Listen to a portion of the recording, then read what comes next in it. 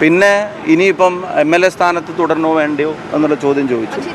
കോൺഗ്രസ് എടുക്കേണ്ട എനിക്ക് പരാതികളായിട്ട് അല്ല, ഞാൻ പറഞ്ഞല്ലോ, പരാതികളായി ഇങ്ങനൊരു ക്രിമിനൽ ഒഫൻസീവ് സ്വഭാവമുള്ള പരാതികളായി രേഖാമൂലം KPCക്കോ ഞങ്ങൾക്കോ അത്തരത്തിലൊരു പർട്ടിക്കുലർ സ്പെസിഫിക് ആയിട്ടുള്ള പരാതികൾ ആയിട്ട് കംപ്ലൈൻ്റ് ആയിട്ട് അത്തരം കാര്യങ്ങൾ ഉയർത്തപ്പെട്ടിരുന്നില്ല.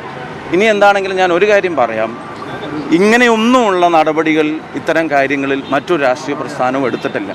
Congress as A political organisation എടുക്കാൻ കഴിയാവുന്നതിൻ്റെ എല്ലാ നടപടികളും ഇക്കാര്യത്തിൽ എടുത്തു കഴിഞ്ഞു.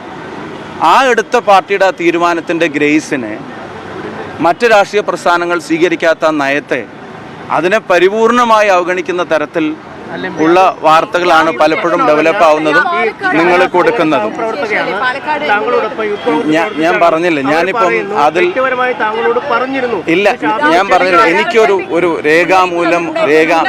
രേഖാമൂലം ഒരു പരാതി, ഇങ്ങനെ ഒരു ക്രിമിനൽ ഒഫൻസീവ് സ്വഭാവമുള്ള തരത്തിലേക്കുള്ള ഒരു പരാതിയുടെ പശ്ചാത്തലങ്ങളല്ല.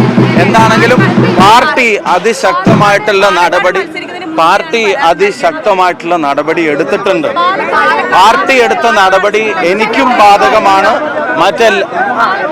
പാർട്ടി എടുത്ത നടപടി എല്ലാവർക്കും ഒരുപോലെ അത് അതിൽ നിന്ന് ഐസൊലേറ്റ് ചെയ്തിട്ടുള്ള ഒരു എക്സിസ്റ്റൻസ്, പാർട്ടി നടപടിയും പാർട്ടി തീരുമാനത്തിൽ നിന്നും ഐസൊലേറ്റ് ചെയ്തിട്ടുള്ള ഒരു എക്സിസ്റ്റൻസ് ഇക്കാര്യത്തിലില്ല. പൂർണ്ണമായും പാർട്ടി നടപടിക്കൊപ്പം.